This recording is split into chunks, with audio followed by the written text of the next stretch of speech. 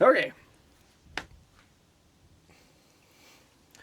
We're out of the range here again, near Breckenridge, and we're going to talk about the Vortex. The Vortex. Vortex Defender CCW. This is a good red dot. Many people believe so. Everybody believes it. I don't know. So, I did... Okay, let's back up. This is a Shield Plus. Smith & Wesson M&P Shield Plus. And when they released the Shield Plus is when they first introduced this trigger. Now, people keep saying, oh, it's the 2.0. They don't say about about the Shield Plus. But they keep referencing an M&P M2.0 full-size gun. And they say, it's got the new 2.0 trigger. Well, they may mean to say they have the latest 2.0 trigger. Okay, this is another rant that I'm going to have to do a full video on sometime. But anyway, the Shield Plus, when they were first released, they had this better trigger. Flat-faced, blade trigger, whatever you want to call it. Good trigger, okay? Well, this is the optics-ready version of that.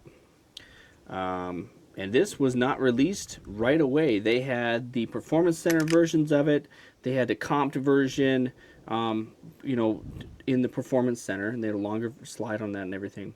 But it was not right away that they had the regular 3.1-inch barreled version with an optics plate, or optics ready.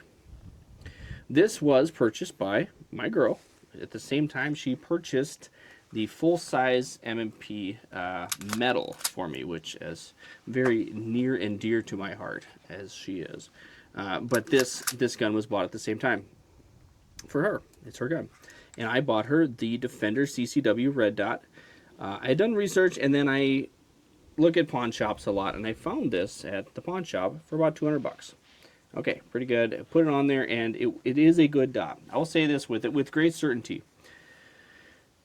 The Vortex Defender CCW has the best dot, the clarity of dot that I've seen out of any red dot, and so far. I'm very happy with it. 6 MOA dot, it's very clear. But that red dot itself, that device did not work very well. It was, the adjustments weren't working very well. It was locking itself out. It wouldn't light back up, and the batteries were draining quickly. So I replaced the batteries 2 different times, and then about a month ago, I went to go fire it up. This isn't in her regular rotation. It was in the gun cabinet, and I went to go check it, and the battery was the dot was dead. Right, no power to it. Changed out the battery, still did not fire up again, and that was obviously a problem. So today, end of July here, took it into Shields because Vortex has good warranties. Well,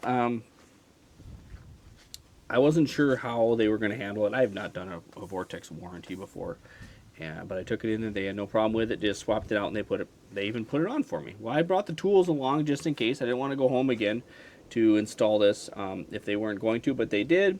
I asked him. He even locked it down to 12 inch-pounds. Good, thank you, good job. Well, we got out to the range and she shot, I don't know how many rounds through it. And I don't know, 30.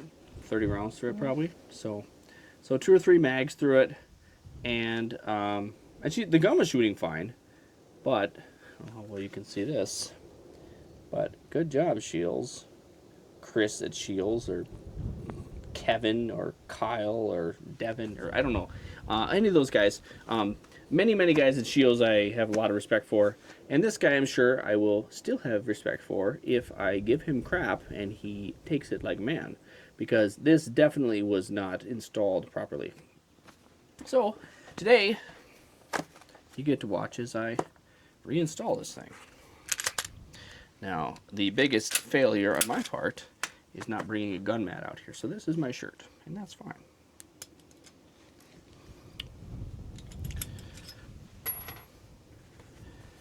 You know what? I should have even explained. So to take down a Shield Plus, it's like the other M&Ps. Okay, you lock it back. I'm going to do this backwards, left-handed, I guess, in front of the camera. Oh, if I can even do that. I probably can't. Do it like this. There we go. lock it back, and then turn this part, the takedown lever, and then bring it forward. And you can see it's already tilted forward a little bit, but it's not going to slide off that way. See how that's forward? Pull the trigger, and the slide's going to go off like that. Okay, putting it back on, pull it back all the way, lock it back like that, turn this, and then release it. Function test. Okay, works. All the Shield Plus are that, the Shield Plus are that way. All the M&P full size and compacts are that way. Let's see, the Equalizer, the Shield EZ is not that way, and the M&P 22 compact and the M&P 22, those are not that way. They take down differently. So today we're going to fix this. I encourage you to invest in the tools that you need to do the job. Okay. Before I left, I made sure I had the right size torque wrench. Not the size, right size Torx. Right size Torx head. And some people, wiser than me, will tell you not to use a torque wrench to tighten or loosen things. But now this is odd. So that's set. I have that set at 8 pounds. 8, not pounds, inches. 8 or even less inches. I don't know if you can see that. When you're done with a torque wrench, you turn it down. I don't really know why. Smart people say that. So even at like, geez, that's like 5 or 8, it's still loosening this up, meaning it was definitely not that tight. So that's interesting. Understandably, some things can loosen over time, but this was not a lot of time. This is 30 rounds. Now I'll point out that all these screws generally do have Loctite on them already. That's nice. Good. Apparently it is not enough Loctite. Other smart people also say that once you Loctite something, you want to let it set for a while to cure, I suppose. I don't really know how true that is, but it's not a bad idea. Right? Flies are bothering me. Could you go get me a paper towel or something so I don't get Loctite on my shirt? Grease and gunpowder obviously is fine on my shirt. So now, since I have this slide off, I want to point something out. Some things that can happen. Some things that can happen with this. Now, this piece right here, if you can see that. That piece right there is the roll pin for the extractor. Okay, that piece is holding the extractor right there. And so that is actually sticking up. That was protruding up, and I had to pound that down last time I installed this. So I don't know if with time that has risen again. I don't really think so. Interesting. Additionally, I want to point out that with the Shield Plus, this is the optic pattern. Okay, we've got 4 lugs, these bolts here, and I get them really mixed up. I forget RMSC versus Delta Point or whatever. Like I don't understand that stuff very well, but I know that the Shield Plus older slide, okay, is like this. It's the same thing with the Performance Center. It has these 4 lugs, and fortunately for us, and very wise of Vortex, the RMS, I believe it is RMSC. I hope I'm right on that. This pattern fits natively. Okay, no optic mounting plate. It fits natively. Fantastic. That's exactly what we want. Now, in another video, I will show you how the optic plate on this, I'm not going to take this optic off right now, but the carry comp does not have some of those lugs.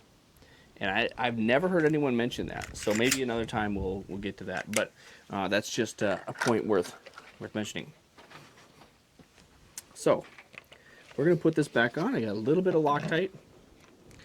This is the blue Loctite. Permatex is the brand.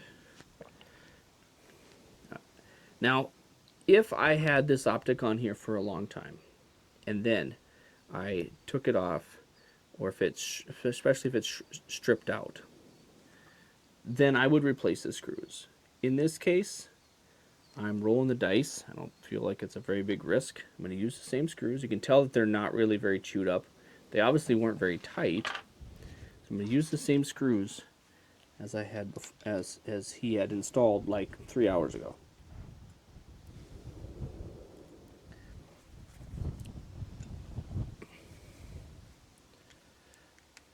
Blue Loctite, Permatex, right?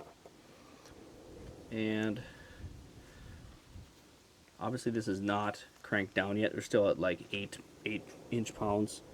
But I'm just going to get this dialed in properly. Make sure that I'm going to back it out first so I hear it click into threads.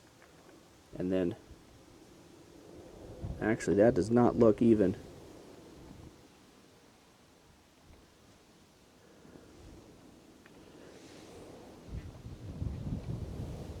Oh, maybe it is. Okay. It feels better. So you back it out a little bit till it clicks, till it settles into position. Try to be as square as you can with it. Right? Square, the round screw.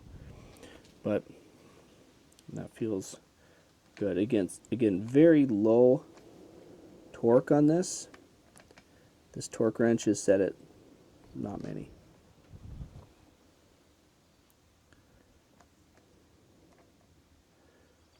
Okay, so that's like 7 pounds.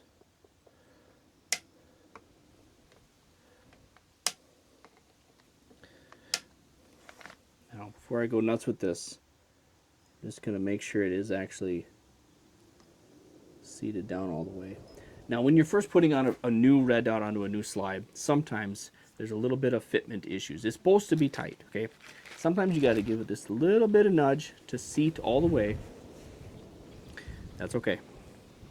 But this case, it fit fine. It's on there decent. Now, before I go nuts with this, I know it needs to be more than 12 inch-pounds. That's a very strong guess, right?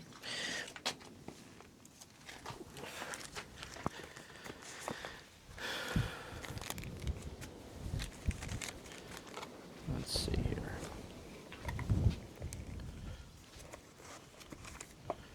We're reading the manual, which is no fun, but still encourage you to do so. Oh, and we have, there we go. Look at that. There you go. Want to keep that?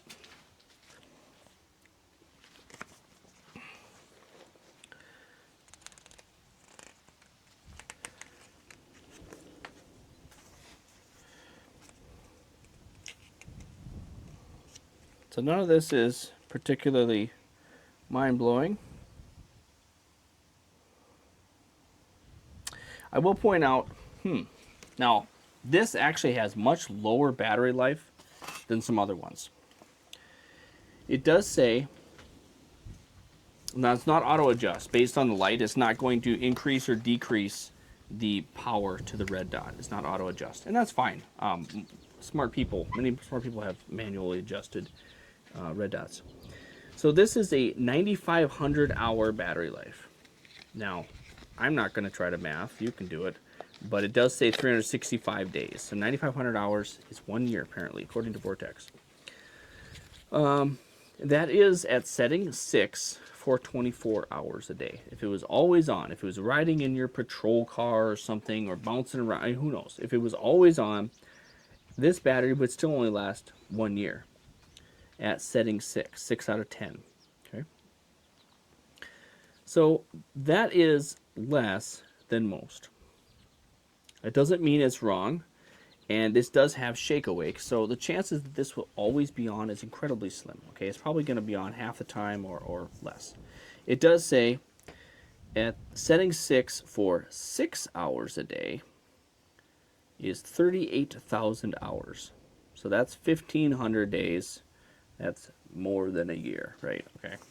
So it does have shake awake. It's going to turn on by itself, and then after a period of time, we'll shut off. That's what we want.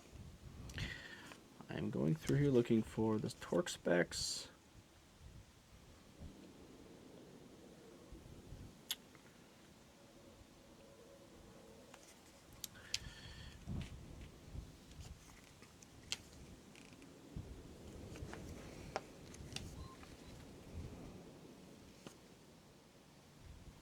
Okay. Mounting screws coming loose would be checked to make sure that the mounting screws were torqued to proper specification. Add thread locker compound to the screw, torque to 10 to 12 inch-pounds with thread locker locking compound, or 15 pounds without. So I'm a little surprised at that. So either he did not quite do it right, or maybe the dry thread locker that was on there was not really engaging well. Not really sure. Again, I'm figuring this out as we go. But I will torque these to 12 per manufacturer recommendation. Now, if you can tell the difference between 11 and 12 or 13 on here, go for it. I see between 10 and 15. That's probably 12 or somewhere nearby. I'm going to back it off a little bit. We're going to go to 10 first.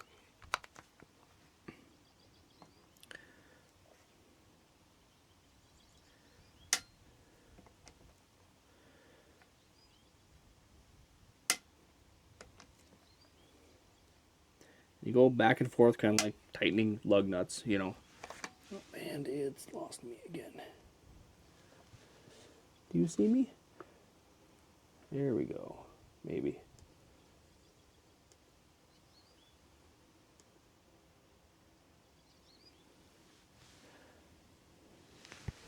Does not want to watch me. Here we go.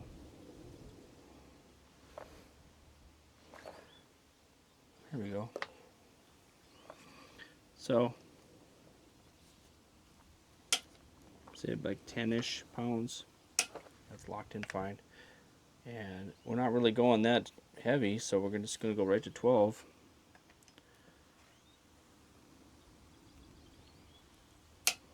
And really, it's nothing. Especially with kind of a thicker wrench like this. I can really see how easily someone can outstrip these. If they're just using a regular screwdriver, especially one with leverage like this, you could strip these out. I am kind of curious if a dot like this on the newer slides, which have, like I mentioned, less posts to lock it in there, I wonder if that will wiggle itself loose more easily than one like this that has the 4 posts, the older four posts. I don't know. So I think I'm going to leave this out in the sun for a little bit. I don't know how long a little bit is, but let this cure and shoot it a little bit later, and just I'm try to zero it. I try to put this away here. So, but that's some meager, humble advice, I guess, that hopefully you find interesting and helpful. And maybe someday you will need to go to Shields and replace your Vortex product.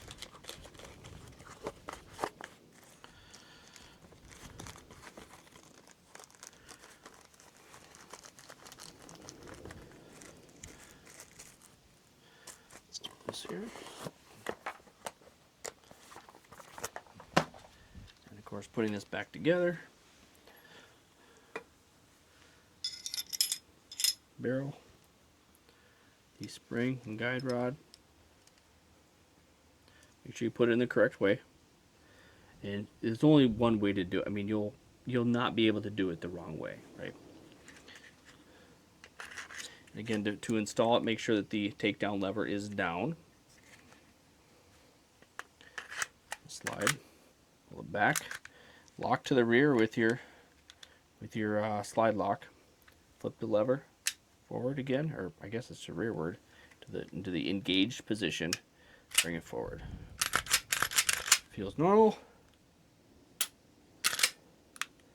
Yep, there we go. So, like I said, I'll sit this in the sun, let it cure for a little bit, and then we're gonna zero this thing, or at least shoot it a bit.